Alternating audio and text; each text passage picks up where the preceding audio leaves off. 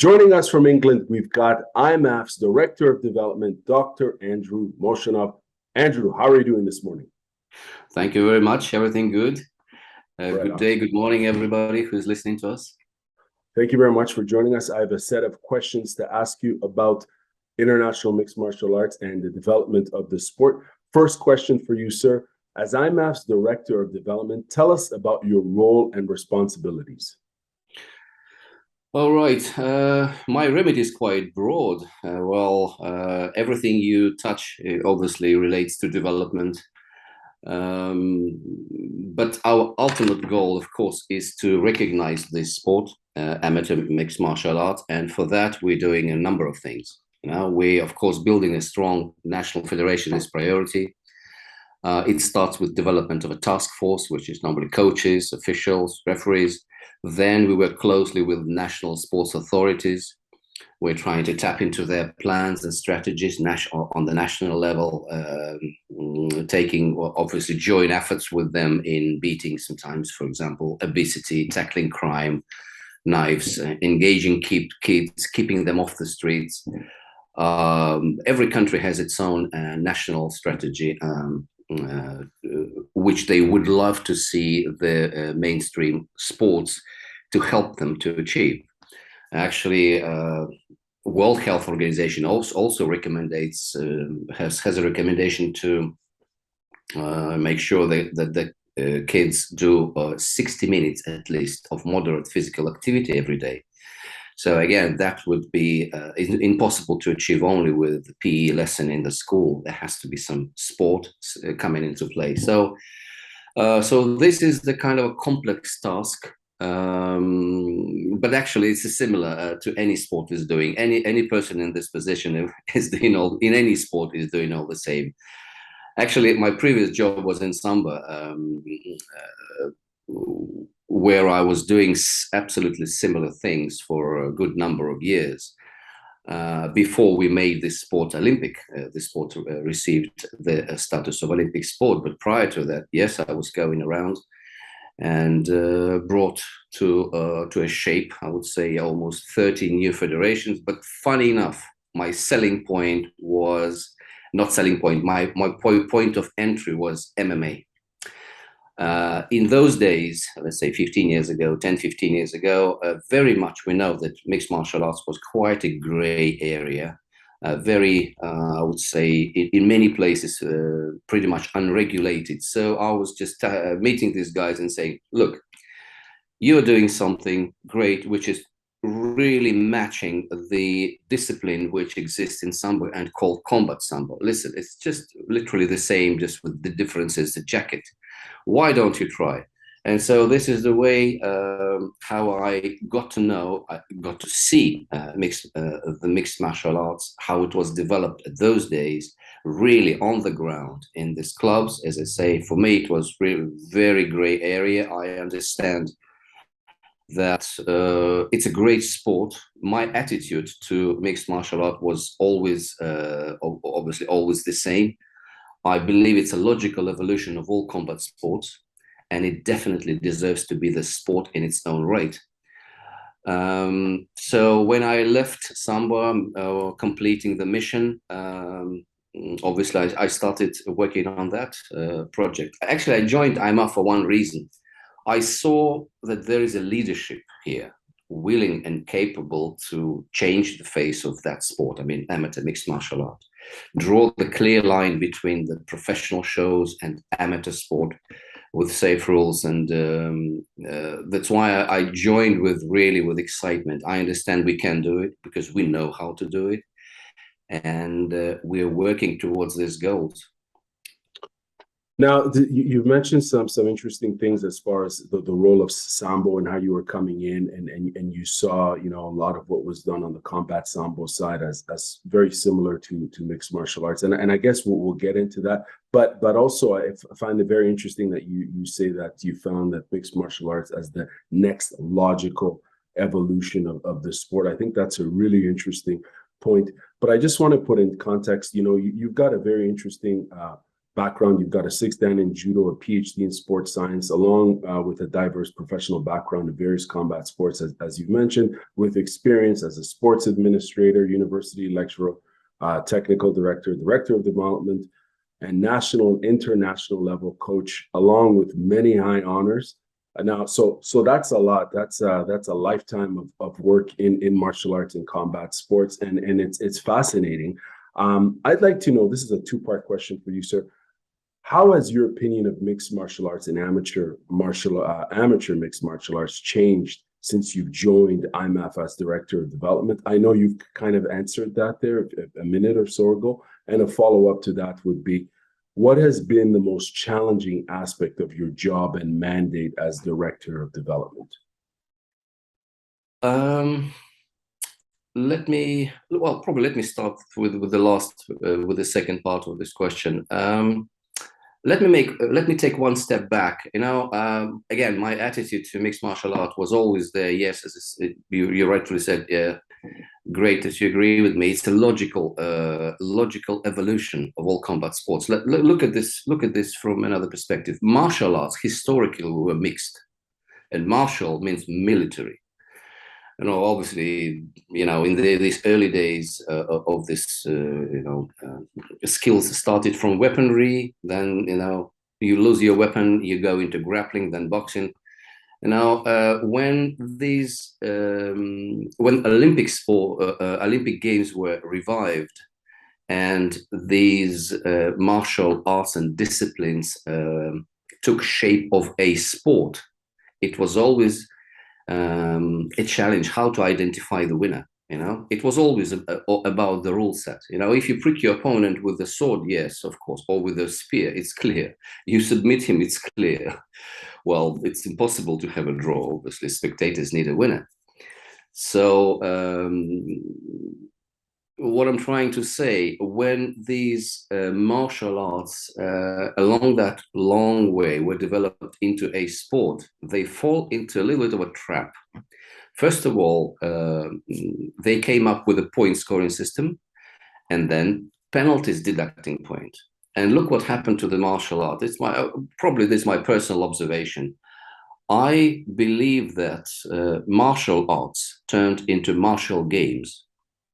Like in a computer, you start playing with computer, some game on computer, some hunt or quest, and you have few lives. You lose a lot. You lose these lives along the way, and you collect the points and you restore your life.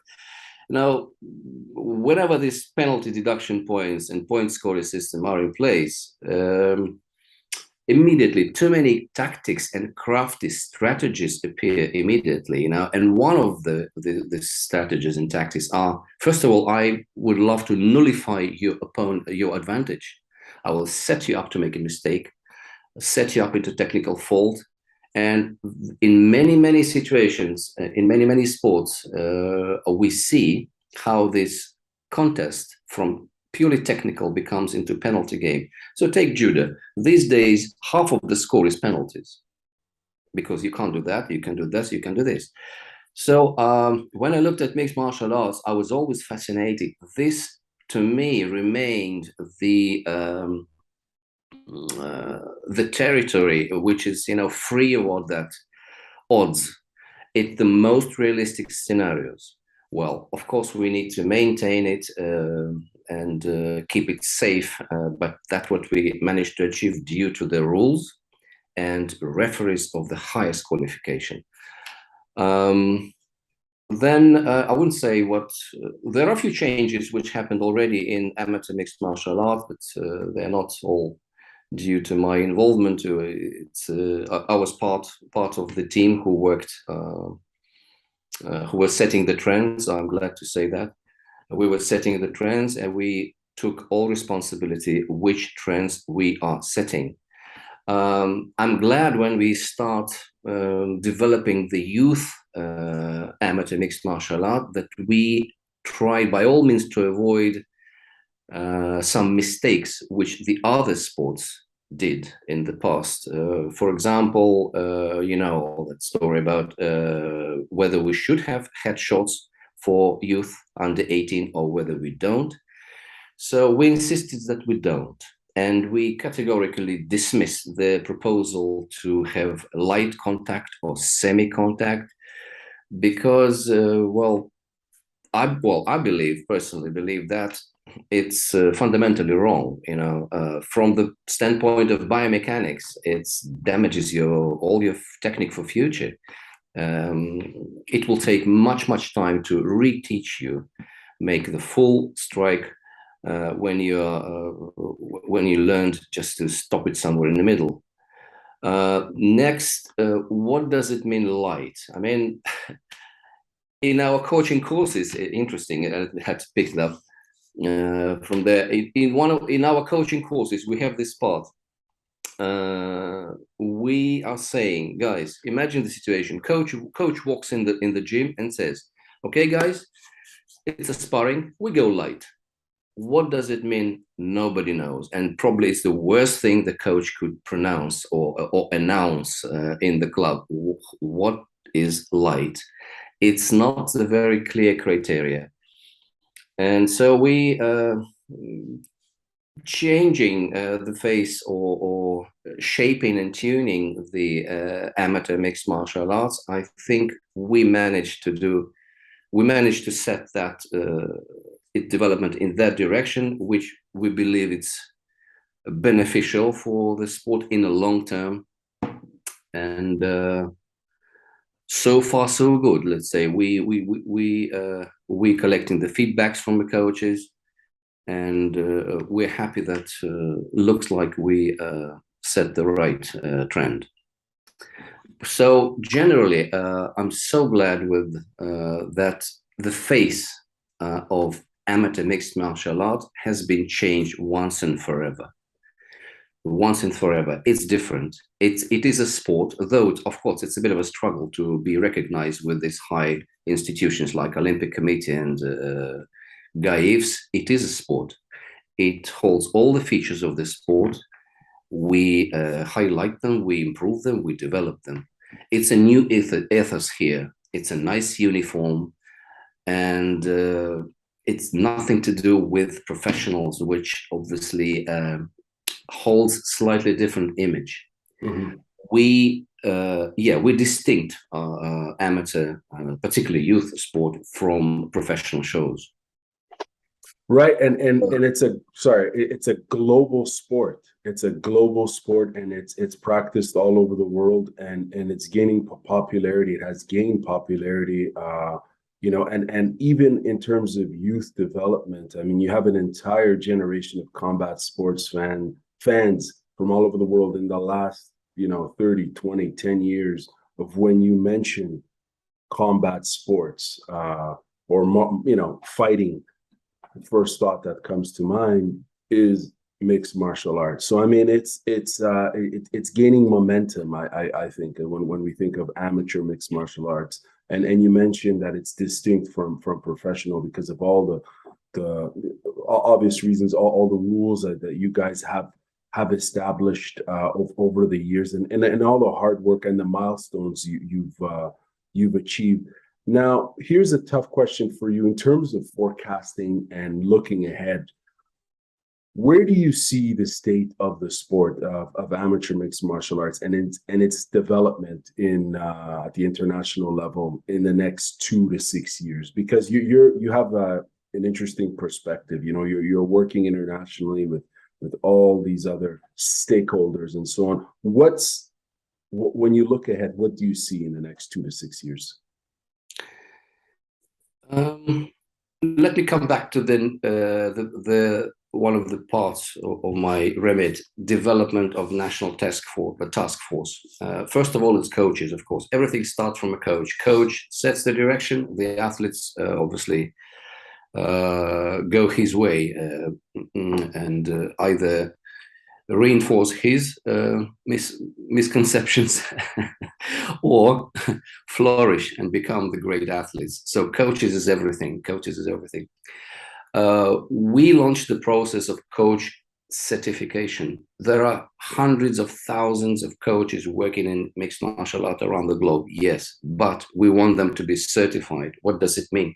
We want them excuse me, we want them to share our ideology. After that, we want them to share this new ethos which we're trying to install.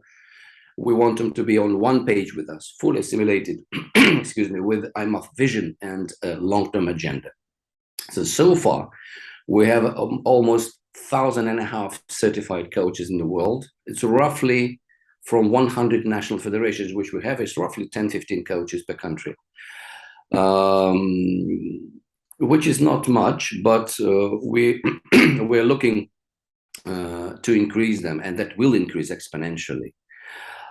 In 2 years' time, we want 5 times more. So we want 5,000 coaches in the world, which would, be about, 50 coaches per country. That's enough. That's already enough to create the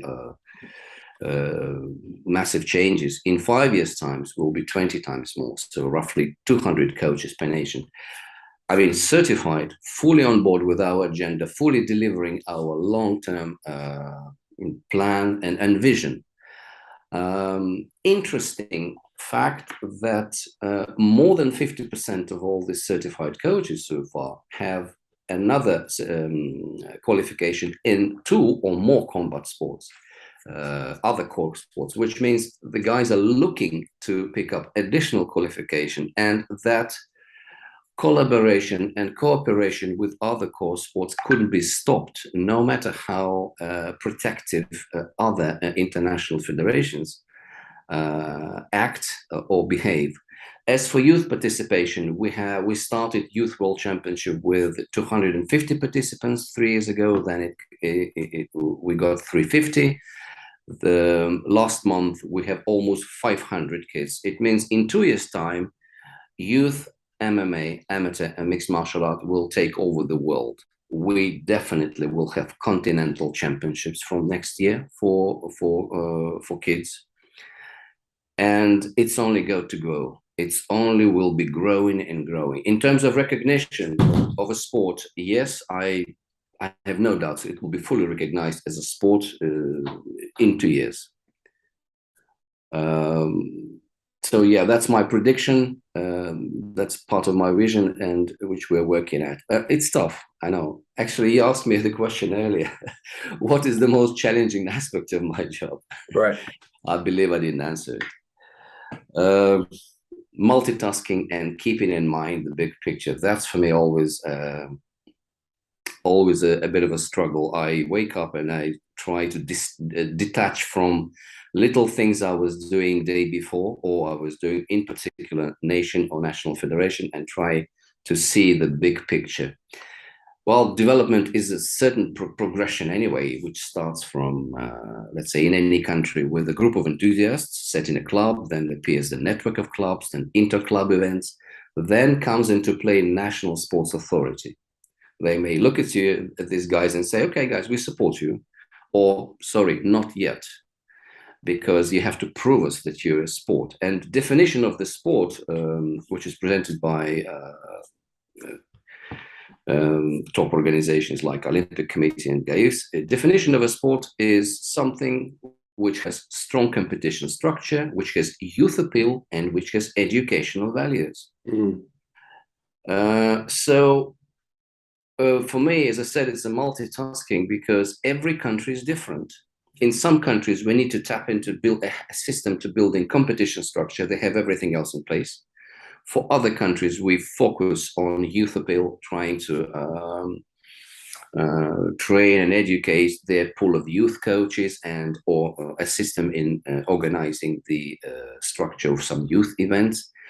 And of course, this educational values is more a bit of a explanation, bringing even national authorities on board by explaining them what is the educational values of our sport. So that, yeah, that's probably the most challenging part, that in every country it's different set of tasks we're trying to achieve. It's really a fascinating task, and a big one, having to deal with all these different countries, in addition to that, trying to keep that standard when you speak of coaching and sharing that knowledge and transferring that knowledge. It's interesting hearing you speak about all this because as a fan of various combat sports, be it, obviously mixed martial arts or judo or wrestling and so on, we don't hear much about the development side of the sport. Do you know what I mean? And it's so integral, whether it's a core sport, an established sport, or one established within the international community, Olympic community, and those institutions like Gaius and so on. Like, it's interesting to hear, how these things are formalized and worked. I think that access to information and awareness for fans, practitioners of the sport is really important. And you mentioned how you are focusing on coaching development first, on the role of the coach, which I want to get into, and also the topic of educational values, which you mentioned now. But you spoke about youth development and the participation of youth being integral. And when I spoke with President Brown, he also mentioned that investment of youth, because they're the future, of course. And you guys are talking about the present by the work you're doing, but you've also always looking ahead to propel the sport. So the next question for you is focused on just recently the Youth World Championships, which were held in August. What are your overall impression of the event and the quality of participants when we look at youth MMA at the international level? Right. So in brief, the level is amazing. I know most of the coaches in the teams which are bringing their athletes to the youth world. They've been through our courses, and I talked to them, and just majority of them saying we lost our speech. What we see here, we lost our speech. There were coaches who participated in the first World Championship, then missed 2 years because of the COVID restrictions, etc., etc. And now they see it, and they lost their speech. The level is just exponentially grew up. It just is such a leap in technical competence. Kids are so confident. Their technical skills on the other level. Absolutely. So, as I said, it can only grow and grow, this youth sport. And from my perspective as a former high performance coach, I look at these kids and I realize they are learning to compete. There is such a theory in sports science. It's called concept of long-term athlete development. Now, there are pros and cons in this theory, of course, but generally it has a proper logic. So it presents phases in long-term development of young athletes, like active start, fundamentals, learn to train to train, train to compete, train to win. Yes, all fine. But I think I would always insert another phase, learn to compete, because you can't get it right from the first event. And it's a deep topic, very, very, very deep subject and topic, but I can see that the coaches and these kids have learned to compete through some test events or through some other events which they fully used for learning. There's a lot of things to learn how to compete. First of all, it's a routine of the last month, a routine of the last week, or your warm-up routine. Well, particularly if you try to manage a weight, it's which is not a case in youth, but for adults, yes. It's that routine of the last 30 minutes routine before you go into the cage, how you focus psychologically. It's all routines which need to be tested, and the best option or variant, you need to stick to it, and that takes time. And I see that these competitive kids, not all of the kids who are practicing mixed martial arts are competitive. We know that for a fact, probably less than 5%. But still, those kids are so focused and so professional by their professional approach, obviously, which they were led by their coaches, definitely. So I am fascinated to see these kids, and I just only can imagine what is going to happen next year. Yeah. Yeah, you've written about this recently, actually, in an article titled "Youth Events Are a Great School for Children and Their Future Success." And in there, you talk about the long-term athlete development, the importance of talent retention, participation, and so on, and also the role of that good coaching. Like you're always talking about, it all boils down to establishing great coaches and a coaching culture for those who are looking, as you mentioned, the less than 5% for those who are looking to become competitors, because there's always a distinction, of course, between the recreational competitors and the high performance ones. The question I have for you is, in this article, you tell us about this new IMMAF course for youth MMA coaching. Can you tell us about this course? Yes, as we realize that youth is critical for the future development, and the youth appeal of any sport being one of the important criteria of sports recognition. Yes, we focus our efforts on that, and youth MMA coach, that is a coaching qualification, comes naturally. We need the methodology of teaching and coaching young kids is absolutely different to when you train adults. We want the coaches to realize that, in brief, we can say over the last, let's say, 10, 15 years, kids have changed dramatically. Coaches didn't. We are old generation. These kids belong to digital era that's absolutely different. Right. And they would never change. We can change. These kids would never change. This is, I think, we're dealing now with something called Generation Alpha and Generation Z. These kids born after 2000. I need to look at my records anyway. So these kids are different, absolutely. And we are sometimes 2-3 generations apart. I was doing a survey of the coaches. Actually, we do it regularly. The average age of a coach working in amateur mixed martial art is 40 years, 39, wow. 40 years old. Mm. Yeah, of course, could be young guys, but there are no young guys coming into this business. It means they're all core, old, dinosaurs trained in a different way themselves. And we are 2-3 generations apart from the kids we're trying to teach. Of course, they don't understand us. We need to come on their wave. And what scientists are saying, they're actually ringing the bell. Education landscape will dramatically change in the next 5, 6, 7 years. So old methodology doesn't work with these kids. They are willing to learn in the different mode. We're talking in this course about how coach need to reshape the training session, because let's speak business terms. Client has changed, your business needs to change. You need to change everything from the aims of the training session to the methodology, even to the structure, because the drama of this generation is the attention span. They're not with you. If you don't catch them within 4 seconds with something interesting for them, you lost them. Within 2 seconds, yeah. Yeah, I know you have a little kid, you know better. Yeah. Yeah, so you lost the class if you don't catch them. So these Right. techniques we introduce to coaches, we trying to really alarm them that this is what's happening. And what's happening exactly, that 80% of the kids around the age of 12 quit the sport. Half of them may try one more time another sport, and the same 80% quit again. So something is going wrong. Must be, well, coaches definitely is doing something wrong.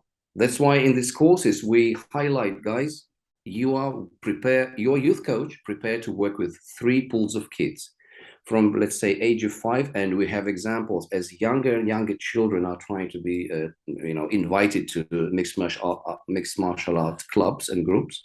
5 years, it's normal these days. I saw a lot. So the first group from 5 to 10 years, guys stay on the general development. They have a lot of gaps in their general development, fill these gaps. Then comes From age 11, you may have two streams: non-competitive kids who still keep coming to the class but don't want to compete, and the third group, competitive kids. You need to deal with these three type of kids with actually three different mindset. And as I said, kids are changed. Kids have changed. What was considered as a norm 20 years ago, today we're saying it's a talent. And that's really a tragedy. And the coaches, we keep saying in this course that, guys, you are on a mission. It's more, you need to be something more than just a coach. You need, again, to see big picture. You need to identify these gaps in general development. And before you even start teaching anything specific to the sport, you need to elevate the level of general health of this little kid is to the norm.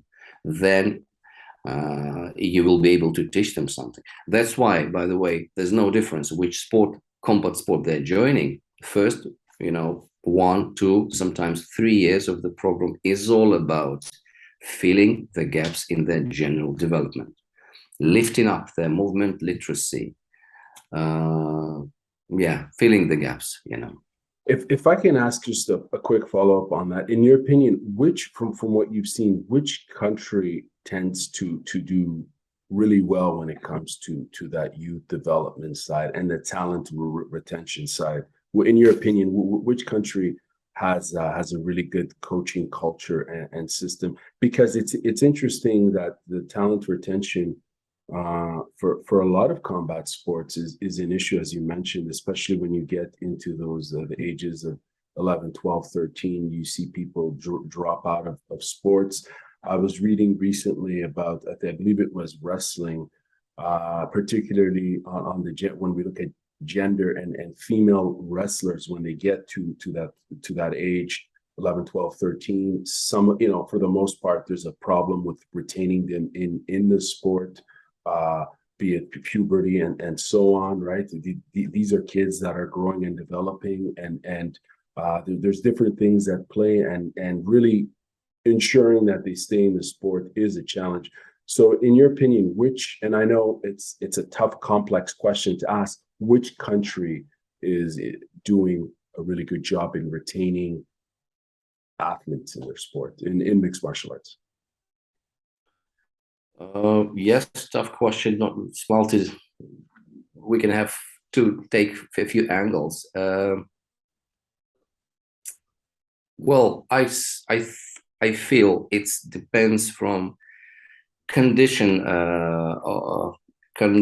of development, condition of these kids, and we need to separate this question, the answer to these questions in two pools. There are countries, let's say, with traditionally, let's say, where the sport was almost a religion, or is still almost a religion. It's deep within a culture. So let's take Eastern European countries, which traditionally had a strong system of sport. Sport is almost ideology. You have to do sports. I remember my young days. If you don't do sport, they look at you. Why? You will be a little bit odd, strange person. Why you're not doing sports? Everybody's doing sports.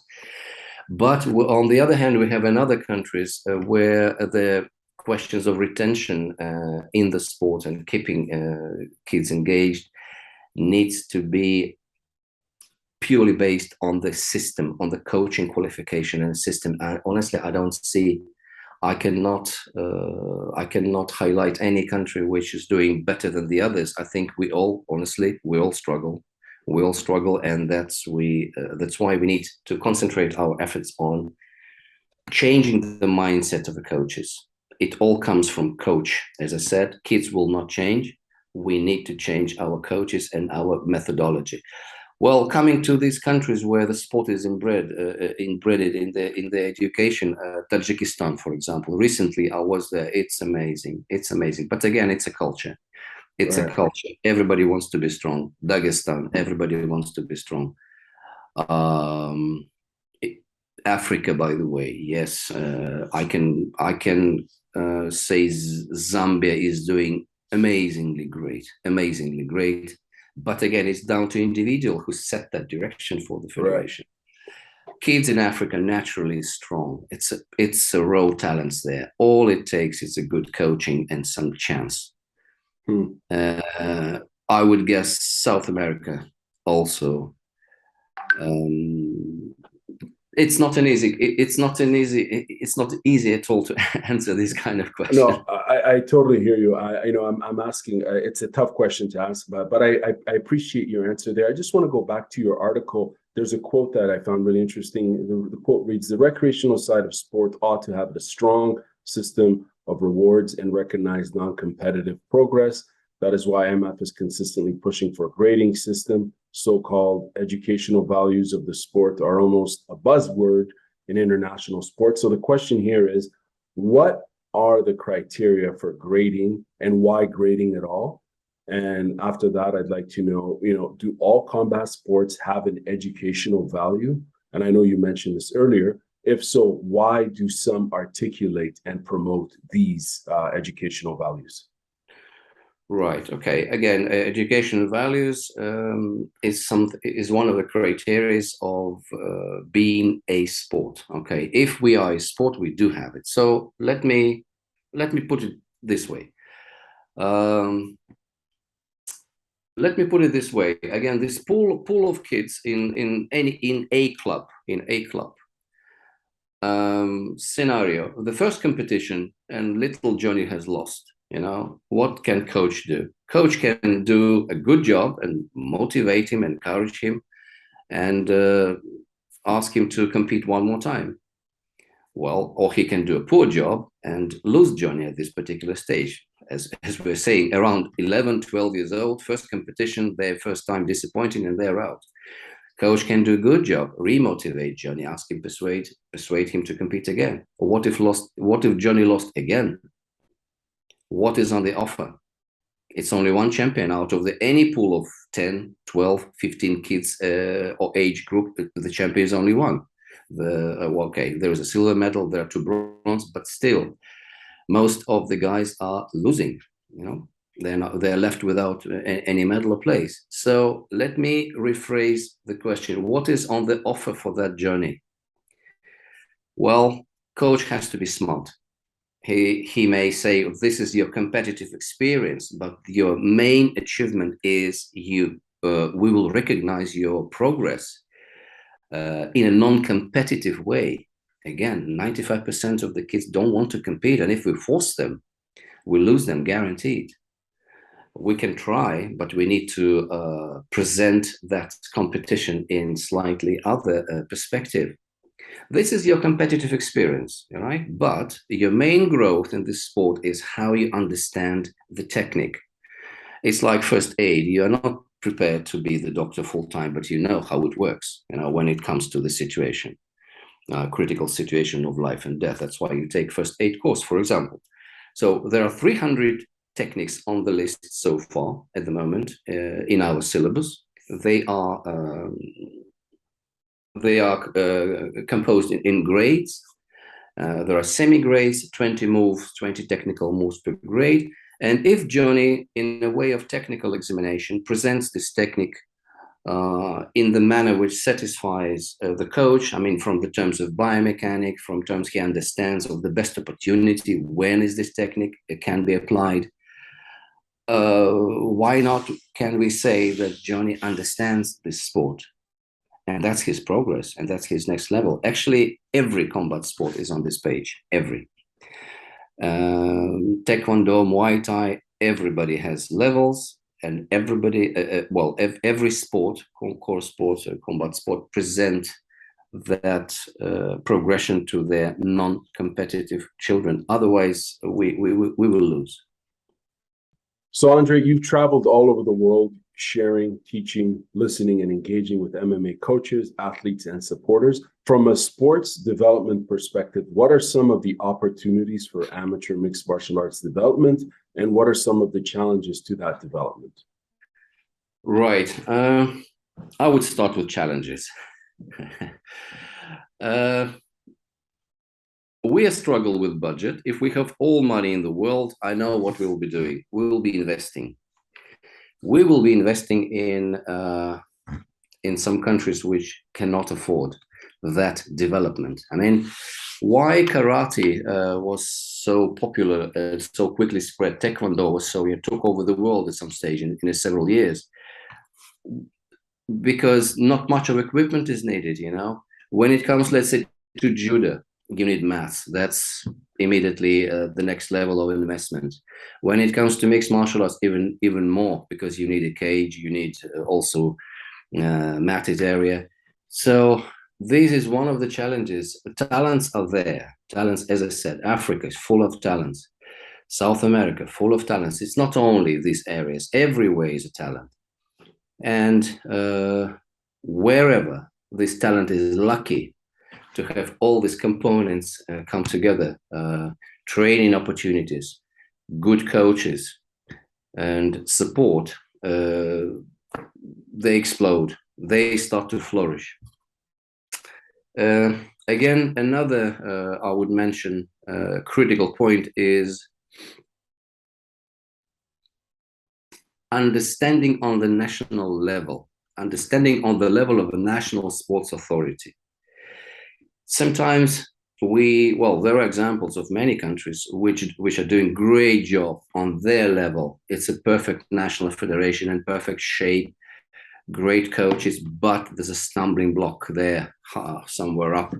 They are not perceived probably in the way they should be perceived, and therefore not given a right support. I know it's coming from, it's one of our tasks. We need to change the image of the sport. You know, odd enough, funny enough, that national sports authority people who are very often sit in a driving seat and taking a critical decisions, they have these misconceptions probably more than others.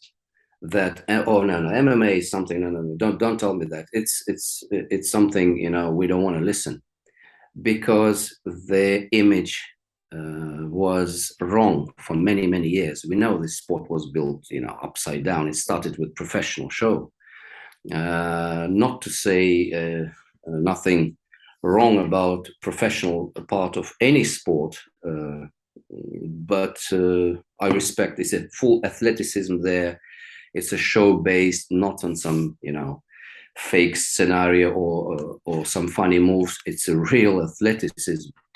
But the image is not compelling. Image is not satisfying for the National Sports Authority. They take it as something brutal, and because it has been there for so many years. And our job is to change that perception. That's why we're knocking at the door, and, you know, trying to sit down with this sports authorities in various countries, present this case. And moreover, we're trying to, again, ask the local coaches in that particular country do much more than they're doing in terms of changing the perception of the sport. Well, show is a show. Entertainment is entertainment. Nothing wrong with that. We know it started from very commercial perspective. But as every entertainment, unfortunately, it appeals to the human, primitive human instincts. Yeah, I have to pronounce it. We can cut it off later if it's wrong. No. Sex, blood, and violence. That's what people want to see from Roman times. Right. They want to see sex, blood, and violence, and they feel very entertained when they see that. Unfortunately, this is a nature of humans. Therefore, we have ring girls, we have athletes covered in blood and with naked upper torso. Well, yes, it's show, but it's not a sport.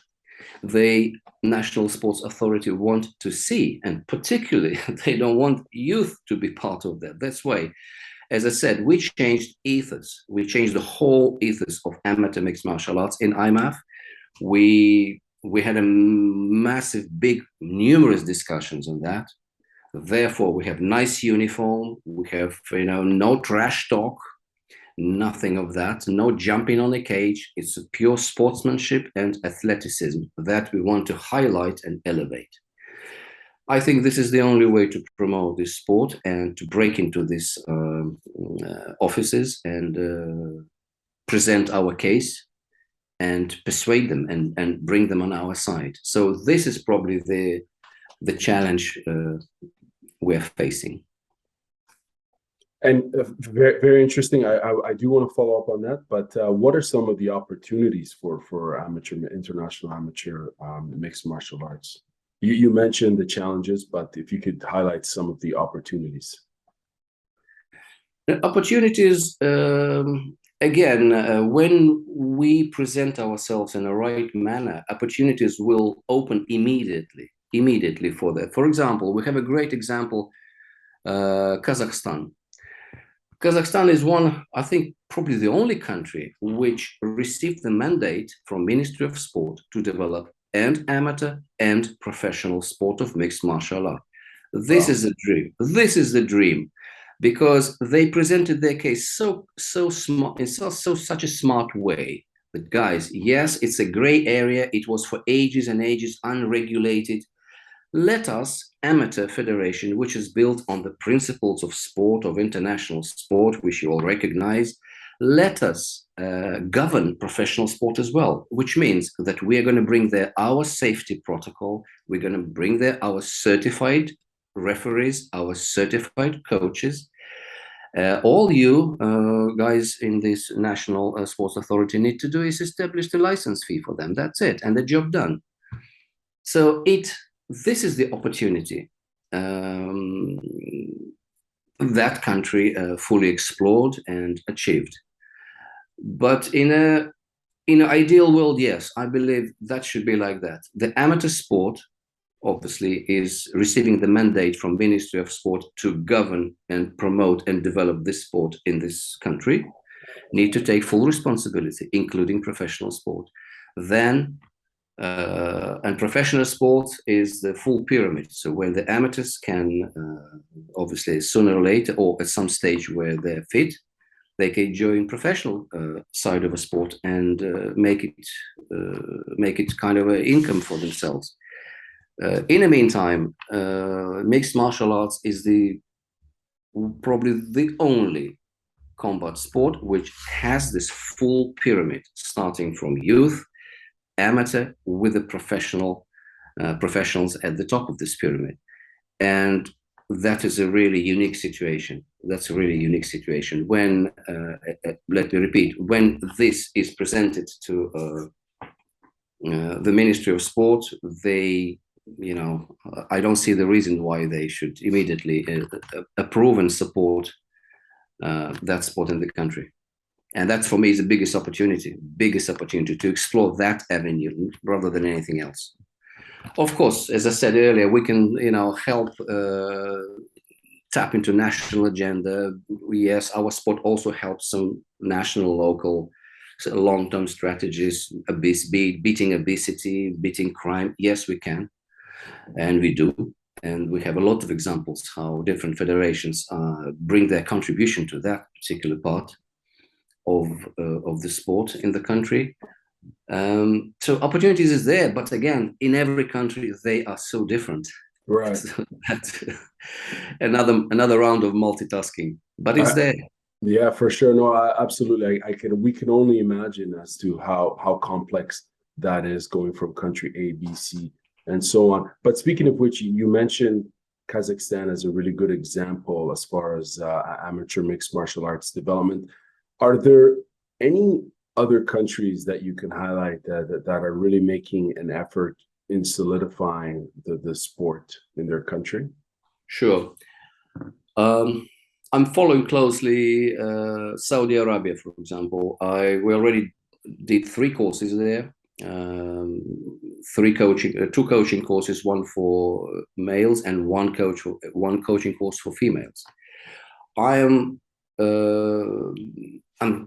I love to see what they're doing. They took most structured approach to development. They started with coaches. They started with they offering membership to the different clubs in the country. They are building the competition structure right now, and they're building their youth development as well.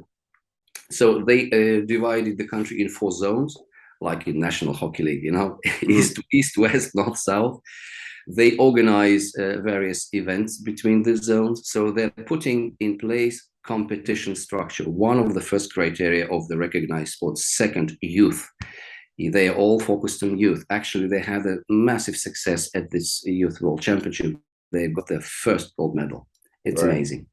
Right. And education values is there. They adopted the grading system. Everything worked, and they did it in such a short time. Amazingly, within a year, they just established themselves as one of the most structured federations. United Emirates, Arab Emirates, also on the same path. Right. Mauritius recently put everything together and got recognition from Ministry of Sport, and I do believe from Olympic Committee. So yeah, there are countries which I mentioned known for very quick, rapid success. Others are doing well. They struggle, but they are working daily on their agenda, and sooner or later they will be there as well. Right, and I think I had interviewed Guyana in regards to MMA there, and they're one of the fastest developing, I think, as far as the Americas. Yes. Yeah. So, you're right. You're right. I should have mentioned that. Oh, it's all good. No, I just through my interviews with them, they had mentioned that, and it's interesting to see what's happening in the Caribbean as far as amateur mixed martial arts development. And it's always interesting, and I know you mentioned Kazakhstan, it's always interesting to see how some countries are really fully invested in combat sports, because they may have a really strong judo program, freestyle Greco-Roman program, wrestling program, boxing program. And it's like combat, some countries really, buy into combat sports. They really see the value of combat sports. But now I'd like to move on to a big topic you've spoken about, which is coaching and the importance of that, Andre. In your opinion, what are some of the qualities, qualification, and prerequisites that produce a great mixed martial arts coach?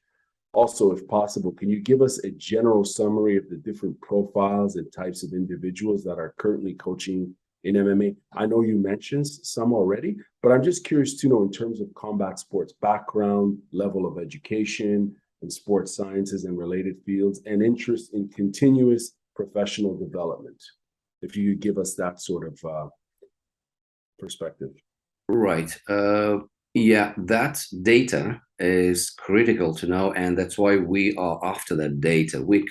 I'm doing survey every year of coaches on a coaching front, and not only on the coaching front, but I have that picture and I monitor how that picture evolves. So as I said, more than 50% of our coaches has qualification in another combat sport, some core sport traditional, not only MMA. It could be MMA plus judo, MMA plus karate, MMA plus something else. So good sign, very good sign that they want to obviously offer something, either grow themselves, or they want sooner or later start working for mixed martial arts as well, or offer this kind of classes in their clubs. Excuse me. 67%, more than half of the coaches have sports-related education. That was, when I got that data, I was surprised. 67%. 35% has higher education, universities of physical education and sport, and 32 college of physical education and sport. Others just secondary education. But it's more than half. It's amazing data. It means that the people want to learn. They want to learn. They want to get that deep knowledge about how to train people, because it's really serious task. I often compare the coach to the doctor. you can't start any surgery without understanding what is obviously inside. you, Right. you need to know, and because you can either damage the athlete in the long term. He may start, feeling arthritis or whatever, damaged bones after, when he's in the late 40s and 50s, or you can do everything smooth and correct. That's why guys are really taking it seriously. They're taking their occupation seriously. I love it. I agree. 15-20% of all our certified coaches declared that they have personal trainers qualification, which means they're even more deep into the subject of development of different physical qualities. So normally what happened, the former athlete or the athlete which is still active, to support his day-to-day living, he starts doing some personal or one-to-one training. That's one way to step into coaching, but we don't have enough data to say how successful is that and how systematic is that, and maybe it's just incidental data, but it takes place. Interesting, 9% of all certified coaches are females. Also very interesting trends, which telling us that it's not the men's game. And, sorry, did you say 90%? 9%. 9%. Okay. 9%. So one of 10, literally one of 10 coaches is a female, which is great. Then average year, as I mentioned earlier, is 39-40 years. That slightly rings the bell for us. There are not enough young coaches, which means we will be struggling with reteaching the old dogs, teaching them new tricks, as Carl is saying. As I said, the guy in his 40s trying to teach 5-year-old kids is almost a conflict of generation. Oh, well, wow. Which all of us having at home, daily. Right. That's interesting. Yeah. And and he has to change everything, right. Everything, starting from being more running the class more intensively, having in his part of his ammunition methods of resetting the attention of the class. It's these days more not not like, well, let me teach you low kick, come on, or some back take. No. Whether you manage the class and keep them fully engaged for 1 hour or 45 minutes, or you lost it. This or that, there's no anything else. We're telling our coaches, guys, you step in the game, you step on the mat, you step in the gym, don't expect a second of rest. Every second, your brain will be exploding. You will be multitasking. You need to do this, and this. Right. You need to monitor the class because all of them different. And actually multitasking is the biggest challenge, and that quality which probably was missing with the old dogs as us, or this generation. We were never taught, because we were expecting everybody to line up, dead silence in the class, and now, okay, 1, 2, 3, follow me, repeat the move. No, it's not the case any longer. So coach needs to be prepared for multitasking, literally to run 2, 3, 4, 5 programs in one class for 2, 3, 4, 5 different groups of students, because mixed abilities class is what is happening right now. The classes are most mixed in their abilities. Ask any coach, he would say it's a disaster. One is tall, one is short, one is capable of doing forward roll, another is not. And you need to run somehow the class. So imagine you have 15, 20 probably too much, 15 pairs of kids, which is 30, which is also a bit too much. Okay, 10 pairs of kids practicing. Each pair has different mistake.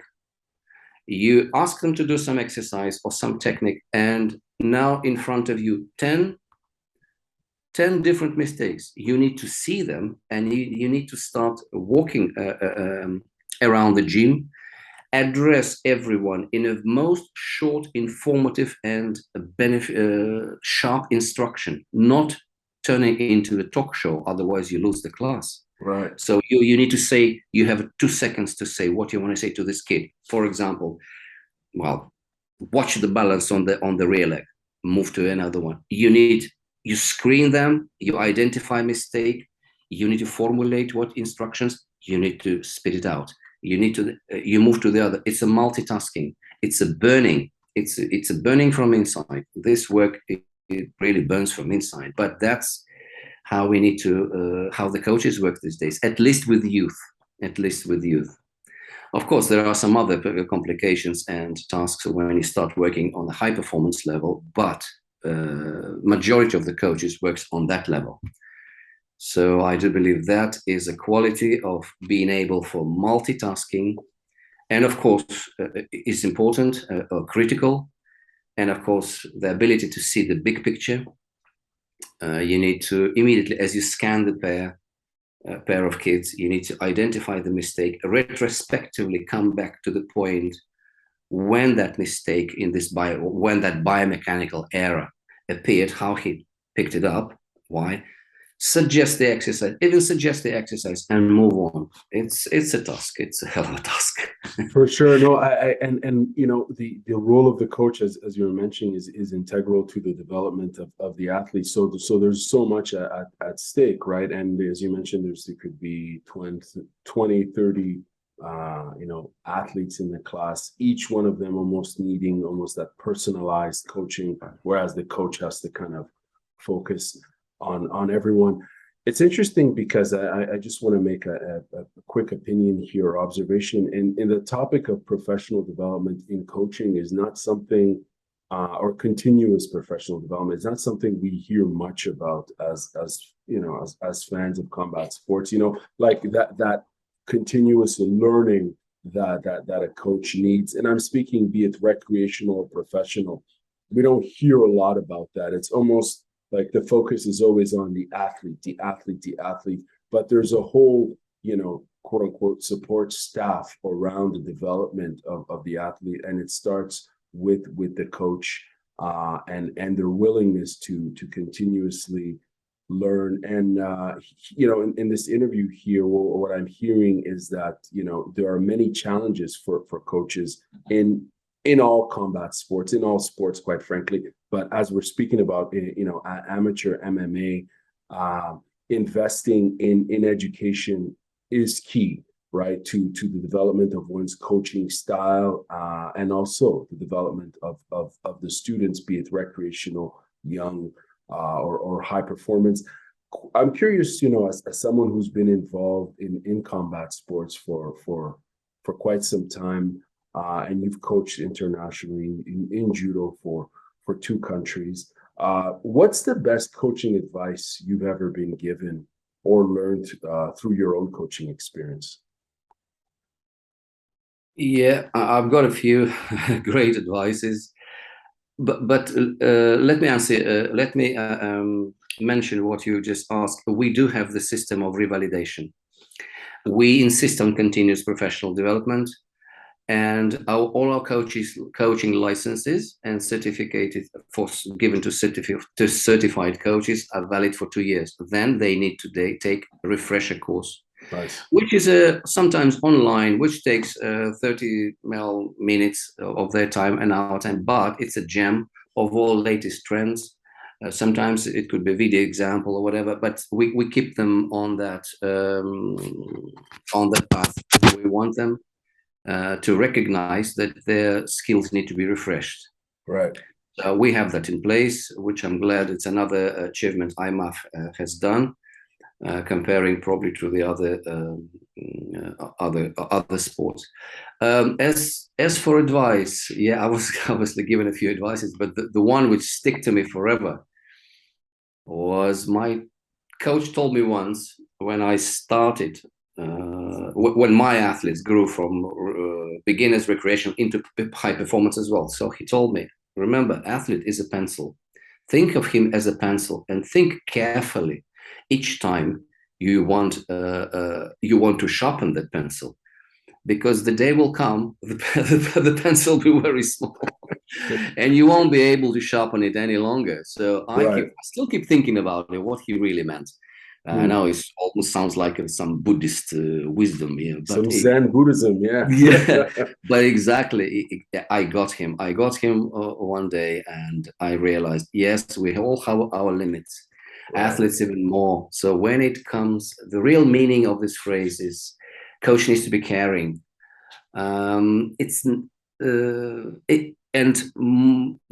Moreover, caring, he needs to save his, extend his life, extend the life of his athlete in a high performance sport, not to shorten it, but to extend. So this means how many competitions per year would high performance athlete will do? Well, in mixed martial arts, I would say 4. Otherwise, it's a full contact. In tennis, for example, 38. It's almost every week. Right. But we have 4, which means it's not even necessary to sharpen and conditioning the high performance athlete, top athlete, to every event, because sharpening and conditioning takes, well, I would say 6-7 weeks of high intensity training, and which is burning, which is actually, this is where you use the resource, the inner resources of an athlete. If you start picking him and conditioning for every event, that pencil will grow less and less. So I came through the phrase to understanding that there are events to learn and events to perform. That's what I mentioned earlier, the stage of learn to compete, but that was for youth. Same is valid for adult athletes. So you can be pursuing different tasks at this event. As I said, you decide for yourself the formula of the last week or the last day or the warm-up prior to contest or last 30 minutes before the match. There are many options to do that, and the athlete, especially high-performance athletes, needs to find that magic formula which works for that and stick to it. And if it's done at the learning events, there's no need to sharpen his pencil. Well, you understand, he probably will be wise and honest to say to him, right, listen, here our task at this, let's say, nothing wrong if it's international tournament, doesn't matter, but we're here to, when you need to get it right, you need to get right your warm-up prior to contest and that thing and that bit. How you perform, I wouldn't say it's not relevant. It is relevant, do your best, but it's a clear target, what are we doing? So I came to this formula, and I'm very grateful to my coach for this advice.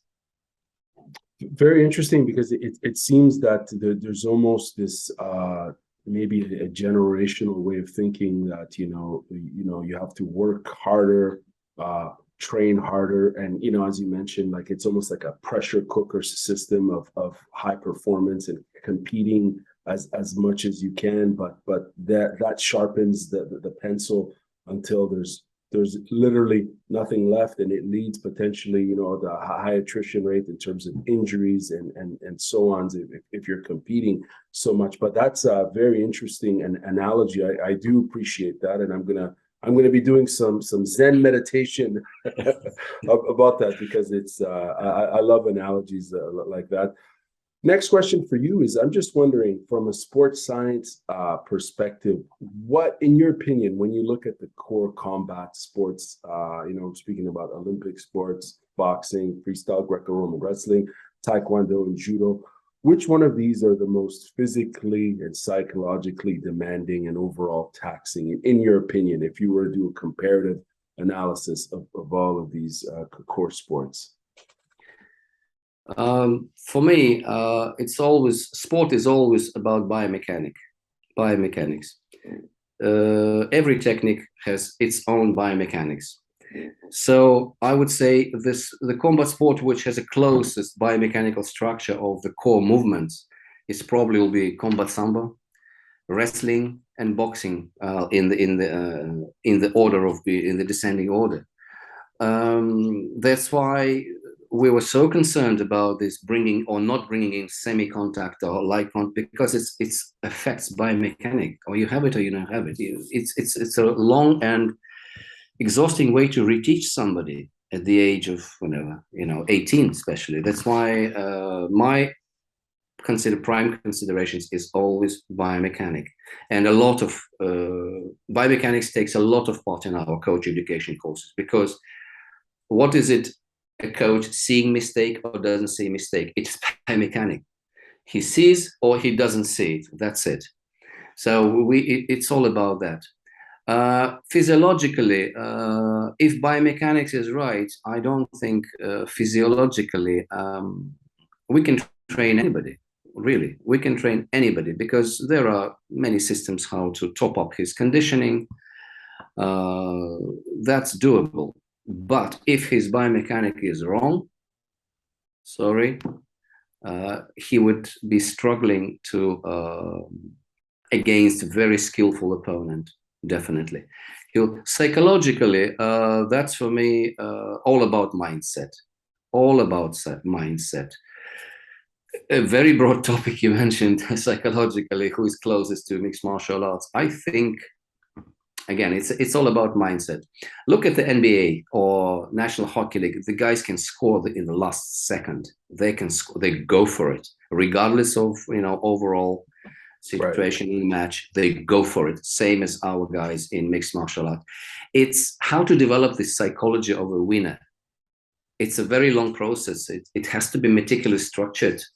It's much more demanding and much more taxing, as you said, rather than development of any given physical quality, speed, strength, or whatever.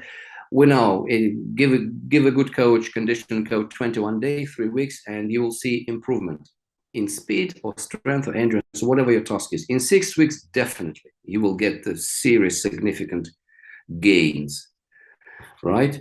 But psychology takes years. It takes years.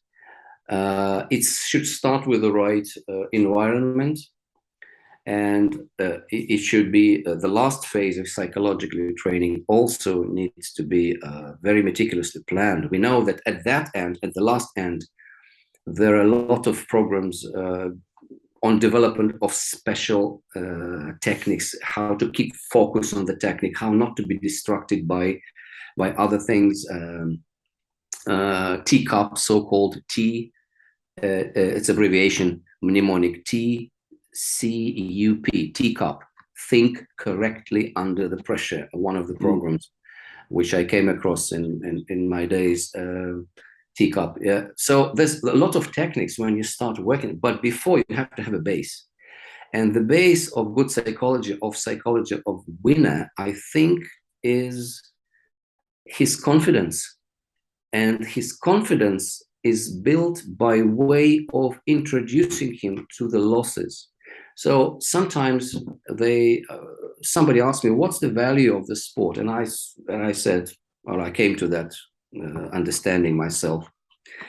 The value of the youth sport is the possibility to lose in the controlled environment. Because what happens in the rest of the life, if we start preventing people from losing, or avoiding any competitive activities, which is happening in some countries, they forbid kids to play, to score during the lesson break in basketball, because that might offend someone. No, that's a road. It's too much. That destroys completely the whole idea. The whole idea is introduce, give them the opportunity to lose, but then manage that situation. The athlete needs to understand that he knows how to deal with the loss, and he knows how to come over and become stronger. When he knows that part, he is not afraid. When he is into some new tactics or new strategy on another level, that thought is not drilling his head from inside. Oh, I may lose. So what? I know I may lose, but I know how to deal with that. So I think it starts in the youth. In youth sport, we need to present the concept of losing in a very, very smart way, It's not the end of the world. Right. This is the action plan, etc., etc. Well, of course, we know that 80% of the guys will drop off anyway, but the others, once being introduced to the concept, this concept of dealing with the loss, they will be only stronger, and then only that pool of talented guys will move on through all this high performance pyramid, and at the end, we will start working with them on that strategies, teacups, and focusing on tactics, on keeping the tactical structure of the match and strategies, etc., etc. So yeah, there's a lot there, and in particular when you speak of learning how to lose as a way to cope with life, quite frankly, because there's some transferable skills with life outside of sports, and developing as a person, right? So it's very important. I have one last question for you, sir. Thank you very much, by the way, for this. Has been an excellent conversation. I'm curious to know, now you've previously worked in judo and sambo, but now you're working in amateur mixed martial arts. How have your previous experiences in both judo and sambo transferred over into the world of mixed martial arts? What skills or perspectives have you developed while transitioning into this new space? Mixed martial arts, the formula and the terms of contest, and again biomechanic of that sport is different to judo and sambo, of course, and to wrestling. But probably I was lucky. We were introduced in our young days different these modalities. We were asked to fight in jackets, then without jackets, with limiting one arm, with limiting one leg. So I was lucky. I had a good coach. He introduced me to that you need to adapt your technique, adapt to the circumstances. MMA definitely is adapting all techniques from combat sports. We know in pure form the techniques from combat sports do not work. There is no pure boxing, because you cannot stay on your legs like that. You will be, tackled immediately. There is no pure jiu-jitsu. First of all, put the gloves on and start to do some groundwork. Half of the jiu-jitsu technique will disappear, because obviously the glove is a little bit too big to be fitted in certain ways. So it's all about adaptation. And in the early days of mixed martial arts, yes, the guys were jumping from other sports, other combat sports, and they would be able to surprise someone with surprise techniques. But the sport is not based on surprises. It's it is based on the proper technical repertoire and understanding when and how it is applied. So I came to understanding that all the guys with the previous luggage or previous experience in other combat sports need to undergo serious adaptations of their technique, which they're honestly doing. Technique itself, be it a throwing technique or technique of taking down, even the striking technique is slightly different. Moreover, on the bigger algorithm of fight, judo, sambo, and wrestling are the sports where they have contact through grips. Let's say grips over the jacket. It's not happening in MMA, right? It's not jacking. It's not happening. Technique has to be adapted. Moreover, the latest statistics tell us that in mixed martial arts, in the contest, in mixed martial arts, almost 60% fighters are spending with no contact. They're moving. 60%. In judo or in sambo, you're not into grip. After 5 seconds, you're penalized. So they force you to come into the grip and start, obviously, because spectators are waiting. They can't wait for something to happen. Yeah, this mixed martial arts is different. The guys are changing angles. They're moving, and that's the whole world. Movement it's a whole new world for many. For many former wrestlers, for many other guys who are, you know, from Sambo, from judo. Same for strikers, is a big world, how to fight against defense, how to fight on the ground. So it's permanent adaptation. It's permanent adaptation. Well, moreover, even more, judo and sambo are open mat contests. Fence work is absolutely missing. That's why people are used to do that tricks. You know, it's one of the trick to roll out off the mat and the contest is stopped. There are many escapes based on that, that you obviously either start do some risky technique at the edge of the mat. So in case of you're counted or you're blocked, you have a chance to roll out of the mat and the contest will be stopped. This is coming back to these martial games. This is a martial games. This where the strategies and crafty strategies come to play. And of course, what the referee needs to do next, penalize you for going off the mat too often. And then we turn the whole technical sport into game of penalties. So mixed martial arts has different scenario or different algorithm of the fight, which is great, which is really great. But what I'm saying is the techniques from other sport are valid, they're efficient, they're useful, but they undergo adaptation, permanent adaptation. That's the way forward. Right on. Very interesting point there in terms of the adaptation of the sport and that continuous strive to improve yourself as a martial artist and you know, continuously adding to your game.